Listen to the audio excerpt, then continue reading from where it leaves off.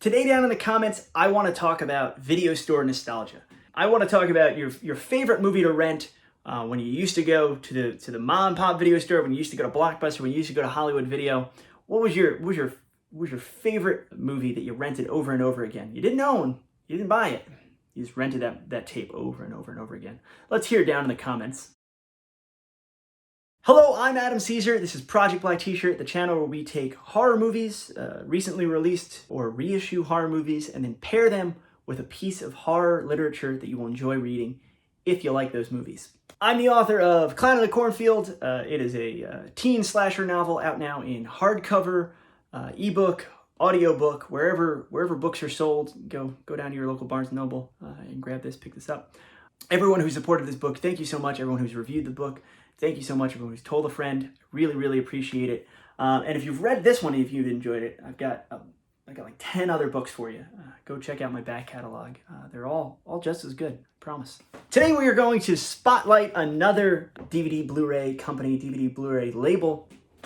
This one, I don't see as many people talk about. This is Retromedia. This is a label. I don't know exactly the kind of origins of this, but I assume and I think and I know that it is run by Fred Olen Ray, the filmmaker and producer Fred Olen Ray. They release a lot of Ray's back catalog, and they release other movies too that kind of fit in with that kind of swinging rockabilly horror, retro horror aesthetic. I've got a fat stack of Retromedia titles here. We're just going to talk about a few today. We'll talk about a few that I've watched recently, talk about a few that I can really recommend. A bunch of them are available on Amazon. I'll put the links down in the description. And then a lot of the ones we're going to talk about today have just been recently released by MakeFlix. We talked about MakeFlix before when we talked about Ozone, which is MakeFlix's J.R. Bookwalters, the producer, director. It's kind of his label. And I think there's like some kind of distribution deal now between Fred Olen Ray's Retromedia and J.R. Bookwalter's MakeFlix. So I'll put those MakeFlix links down in the descriptions too.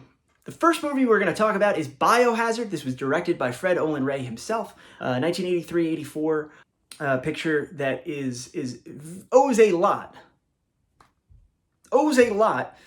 to Alien, to Ridley Scott's Alien. The movie can be described if you were a time traveler and you went back to the 60s and early 70s, kind of like when there were like rubber suit monster movies, and you described Alien to one of those filmmakers, and then you were like, okay, make that. That's what Biohazard feels like to me, at least to me. It has Angelique Pettyjohn, it has Aldo Ray. It is a real labor of love, and you watch this movie, it is a very short movie, it's 70 minutes, and then it has 10 extra minutes of outtakes, which are actually quite fun and quite enjoyable. But it's kind of all killer, no filler. Part of it was filmed on the New World Pictures backlot, back when Roger Corman was renting out, get a Space Command set, and you can just go shoot on weekends when the New World Pictures people weren't shooting there. So you listen to the special features, you watch the interviews with Ray, and it was very clear that Fred Olen Ray was making this movie as a labor of love. It really is a family affair. He describes how at the time he was a single parent. The monster in the movie, the alien monster, that doesn't quite look as good as H.R. Geiger's designs, but is really cool, pint-sized alien monster that Angelique Pettyjohn, through some government experiment, psychically can bring stuff in from other dimensions, and she brings these aliens in. There were this one alien, it's kind of multiple aliens, but you find that out later. And there's face huggers and stuff like that. You'll see. But the main creature, the kind of creature on the box here, is played by Ray's at the time, I think, 5 or 6 year old son. So he was a single father, and it's like, take your kid to work day, but he like put him in this suit that it really does have an uncanny effect when you see this little creature running around. It looks like a child, and the reason it looks like a child is there was actually a child in that suit. They shot on weekends, they called in favors, they did all this kind of stuff. Ray was working a full-time job at the time. He tells this really inspiring, nice story in the special features about how he made the jump from working full-time to making movies full-time. It's really, really a neat story. And the movie itself is so,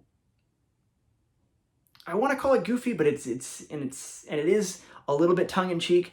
But there's sequences that are clearly done straight and clearly done kind of with love of the genre. Everything about it feels like a kind of 50s and 60s monster kid making a early 80s sci-fi horror movie. It's really, really impressive, the amount of action, the amount of things that they do in it.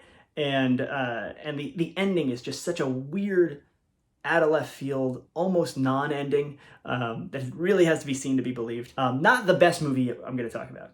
Not my favorite of the movies I'm going to talk about, but still pretty damn good. The next movie we're going to talk about is The Alien Factor. This is not a Fred Olen Ray movie. This is a Don Dohler movie. Don Dohler, for those of you who don't know him, Don Dohler is probably best known for his film Night Beast, which Vinegar Syndrome put out a really, really great version of. If John Waters is kind of the patron saint of Baltimore independent filmmaking, then Don Dohler is the godfather. Don Dohler, a really enthusiastic regional filmmaker, made a bunch of movies, and The Alien Factor is one of his first, if not the first, I think. It is so, I'd never seen it before. I'd seen other Dohler films and liked them. This movie is so packed with kind of this homemade Baltimore charm. The only movie I can really kind of compare it to is Equinox, which is another movie that had homemade stop motion animated monsters in it and stuff like that. But this has stop motion animation. It has monster suits that were designed all by different people, and they're like coming together to make this just one feature length monster mash movie known as The Alien Factor. It's so good. Absolute like home movie level budget. But they wring such production value out of their enthusiasm. It's the most basic of basic plots: aliens invading in a small town. We get a lot of different actors coming in and out. We get a lot of people that you will recognize if you've seen other Baltimore productions. Most notably George Stover, who is in like every movie that shoots in Baltimore, up to recently, the films of Chris LaMartina and Jimmy George. He shows up in all those too. But The Alien Factor is kind of ground zero for all that stuff, for all that kind of Baltimore sci-fi horror filmmaking. And this is a really, really great disc. So many special features. There are like local public access television appearances by Dohler and the people that made the monsters and stuff like that, and they're in costume as the monsters. It's really, really, really great.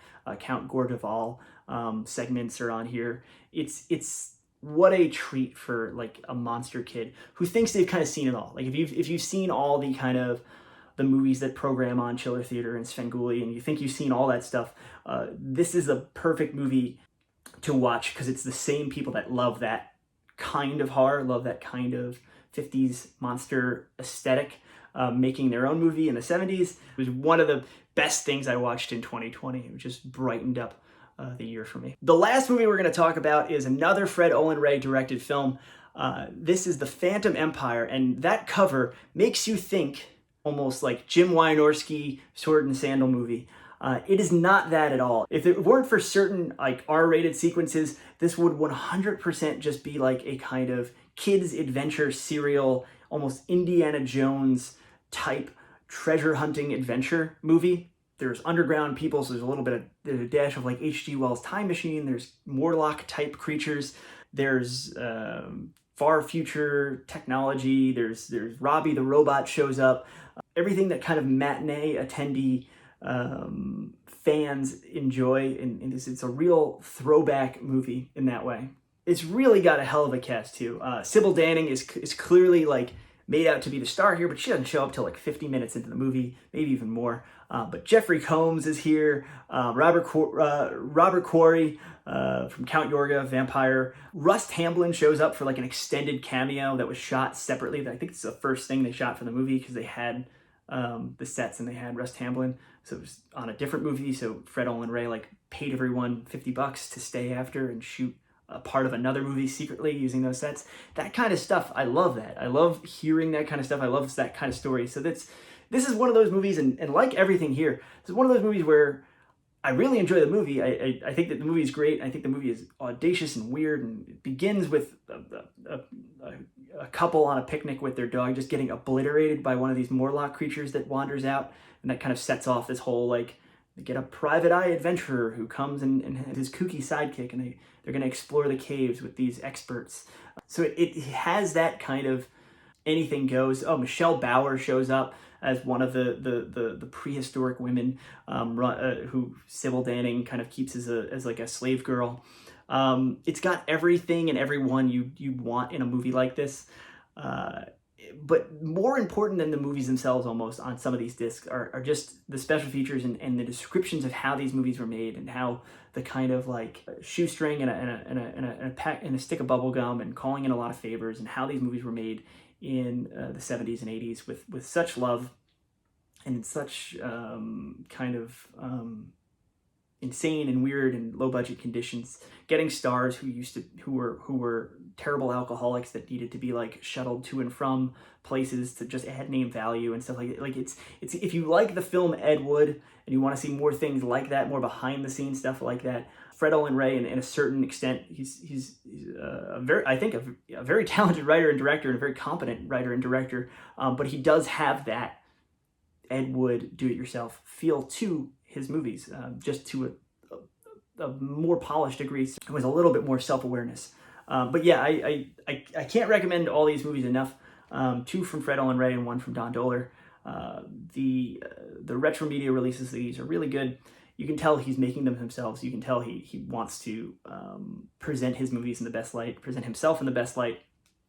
The transfers really vary. Some of them are quite good. I thought Biohazard looked especially good. Phantom Empire looks a little rougher. Alien Factor you can't really compare because it was shot basically on home movie equipment and to a certain extent. But the real value is in the special features and in the kind of stories that how these movies were made. This week's book recommendation, going off of the Phantom Empire's kind of everything but the kitchen sink adventure with monsters feel. Friend of the channel, Matt Serafini, his latest audiobook just came out. This is an older book released by Severed Press. It's called Ocean Grave, but the audiobook is really, really good. It's done by Sean Druger, is the narrator. If you listen to audiobooks, highly suggest checking it out. It's really well produced and well presented, and kind of an underrated book that kind of gets lost in the shuffle. Matt Serafini is the author of Feral and Under the Blade. Those are kind of his most popular books, and then he did a bunch of these, a few of these Severed Press aquatic horror, but sometimes like really stretching the format of what aquatic horror can be, books. And this is one of those. There's a creature. The creature's on the cover. It's a prehistoric kind of fish, and you'll see. And it's almost like a side plot in the rest of this treasure hunting adventure, honeymoon gone wrong kind of tropical horror. But it makes a lot of sense to pair with these Fred Olen Ray movies and Don Dohler movies, if you like stories like that. If you want to see more book and movie recommendations like this, make sure to like this video, make sure to subscribe. If you want to check out my books, I got links down in the description.